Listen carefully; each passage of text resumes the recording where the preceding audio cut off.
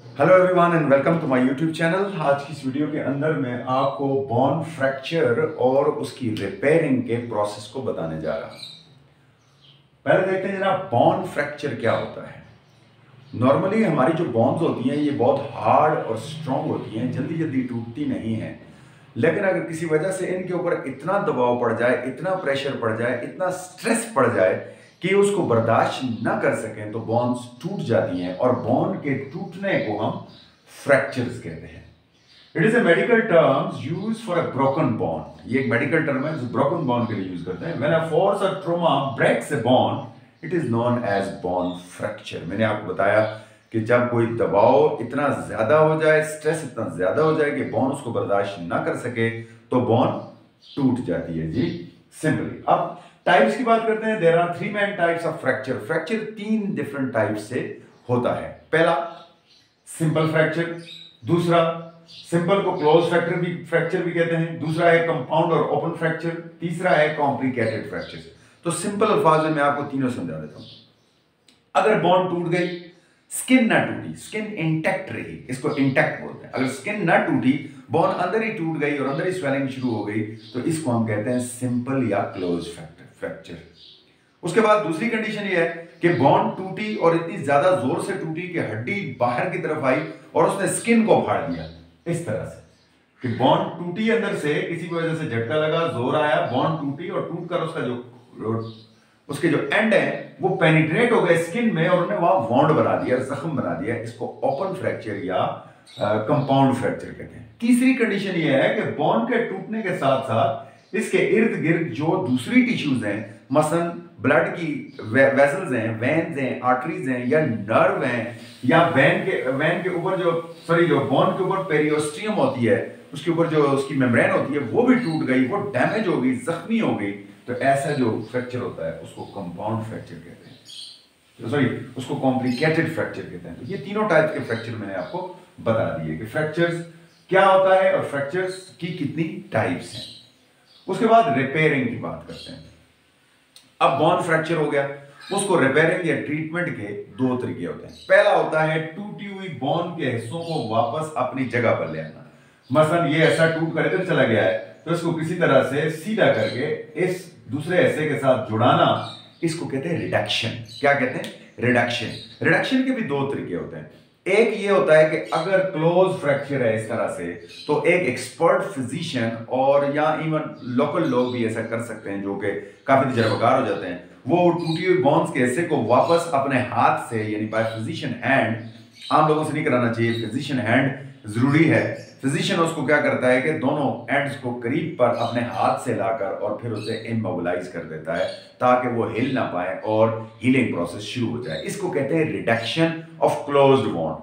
लेकिन अगर close fracture ना हो और इस तरह से ओपन फ्रैक्चर हो जाए, बोन बाहर आई हुई है, तो इसमें सर्जरी इन्वॉल्व होती है और सर्जरी परफॉर्म की जाती है और इन हिस्सों को किसी पेन या वायर की मदद से लाकर एक जगह में रिअलाइन किया जाता है, जोड़ा जाता है। तो पहला प्रोसेस हो गया जनाब कौन सा? रिडक्शन। दूसरा है रिअलाइनमेंट। रिअलाइनमेंट जब ये जोड़ दिए, रिडक्शन हो गया, उसके बाद रिअलाइनमेंट ये होता है कि उनके ऊपर एक बैंडेज लगाकर, कैस्ट लगाकर, प्लास्टर्स ऑफ पेरिस अमूमन लगाते हैं, लगाकर उन्हें वहां बैंडेज के जरिए जो है वो रोक दिया जाता है, इमोबिलाइज कर दिया जाता है। तो देखते हैं जनाब, a fracture is treated by two steps, reduction and realignment. Reduction, there are two methods of reductions depending on the fracture. कैसा फ्रैक्चर हुआ उस पर डिपेंड करता है।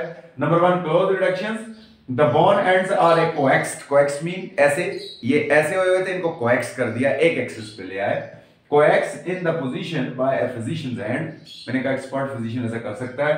Open reduction, in this process surgery is involved and wires and pins are used to coax the bones, and after that the mobilization by cast which allow the healing process to begin. ठीक है, उसके बाद उसको mobilise कर दिया जाता है ताकि हीलिंग प्रोसेस शुरू हो जाए। टाइम कितना लगता है जी?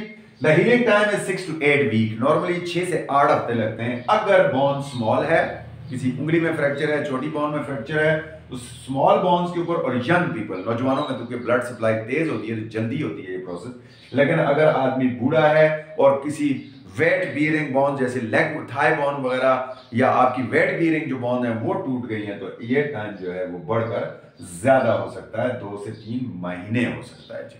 तो ये जनाब 6 मंथ और 1 ईयर भी लग सकता है इसको रिपेयर होने में, कंप्लीट होने में। उसके बाद जनाब हीलिंग प्रोसेस होता कैसे है, 4 स्टेप्स में होता है। इस डायग्राम पर गौर करें। जो हीलिंग प्रोसेस है, जब रिमोल्डिंग कर दिया, मोबिलाइज कर दिया, अब उसके बाद जो हीलिंग प्रोसेस शुरू होता है वो 4 स्टेप में कंप्लीट होता है। पहले स्टेप को कहते हैं हेमाटोमा फॉर्मेशन, ठीक है जी। The process of repairing of simple fractures take place in 4 steps. पहला है जनाब हेमाटोमा फॉर्मेशन। हेमाटोमा क्या होता है? हीमा कहते हैं ब्लड को, टोमा कहते हैं क्लॉट को, ठीक है। जब किसी जगह से बोन टूटेगी तो डेफिनेटली वहां ब्लड कैपिलरीज टूटेंगी और हेमरेज होगा। हेमरेज क्या होता है? जब ब्लड बाहर बहता है तो उसको ब्लीडिंग कहते हैं, लेकिन ब्लड अगर बॉडी के ऑर्गन के अंदर ही बह जाए और बाहर ना निकले तो उसे हम हेमरेज कहते हैं। मतलब कहते हैं ब्रेन हेमरेज हो गया, यानी ब्लड दिमाग के अंदर बह गया। इस तरह से चेस्ट के अंदर भी हेमरेज हो सकता है। अब यहां पर बोन टूटी और अंदर ब्लड बह गया तो उसको हेमरेज कहेंगे।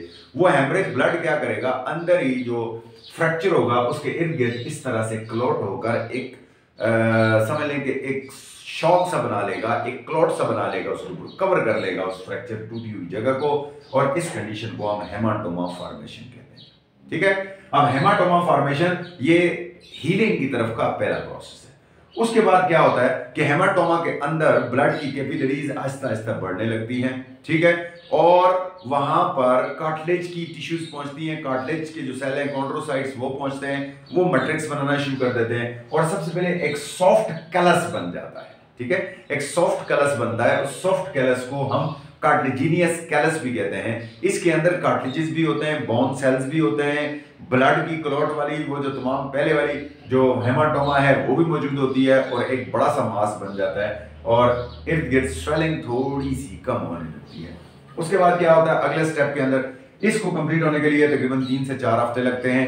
उसके बाद आहिस्ता आहिस्ता जब फेगोसाइट्स वहां पहुंचते हैं, ब्लड सेल्स पहुंचते हैं, कैपिलरीज ज्यादा बन जाती हैं, जो ब्लड सेल्स वहां पहुंचते हैं तो ब्लड सेल्स के अंदर जो है वो खास किस्म के सेल्स होते हैं जिन्हें ऑस्टियोक्लास्ट, ऑस्टियोब्लास्ट, ऑस्टियोसाइट्स कहते हैं। ये ऑस्टियोब्लास्ट और ऑस्टियोक्लास्ट क्या करते हैं कि वहां पर जो मौजूद डेब्रिस है उसको फेगोसाइट्स ब्लड के खा जाते हैं, खाकर डेब्रिस को खत्म कर लेते हैं, यानी हेमाटोमा की जो स्ट्रक्चर था उसको खत्म कर लेते हैं। अब पीछे जो कार्टिलेजिनियस टिश्यूज हैं उन्हें क्या करते हैं कि ऑस्टियोब्लास्ट जो होते हैं, ऑस्टियोक्लास्ट जो होते हैं वो उन्हें डिस्ट्रॉय करना शुरू कर देते हैं, और ऑस्टियोब्लास्ट उनको रिप्लेस करके वहां स्पॉन्जी बोन बना देते हैं। और इस तरह से स्पॉन्जी बोन का इस तरह से बनने वाला जो स्ट्रक्चर है उसको हम बोनी कलस कहते हैं। तो थर्ड स्टेप जो होता है वो बोनी कलस फॉर्मेशन होता है। फिर आहिस्ता आहिस्ता जो ऑस्टियोक्लास्ट हैं और जो दूसरे सेल्स हैं वो तमाम वहां वो जो बाकी चीजें रह गया डेब्रिस उसको भी खाकर खत्म करके बोन की शाफ्ट को मुकम्मल बना देते हैं। और जब शाफ्ट मुकम्मल बन जाती है तो इस प्रोसेस को हम रीमॉडलिंग कहते हैं। रीमॉडलिंग के बाद जो है वो बोन बिल्कुल ऐसी हो जाती है जैसे कि ओरिजिनल बोन थी, और उसी तरह से वो अपने तमाम फंक्शन परफॉर्म करने के लिए रेडी हो जाती है। तो ये है जनाब सिंपली कैसे रिपेयरिंग का जो प्रोसेस है वो कंप्लीट होता है। पहले हेमाटोमा बनता है, फिर कार्टिलेजिनियस कलस बनता है, फिर उसके बाद जनाब बोनी कलस बनता है,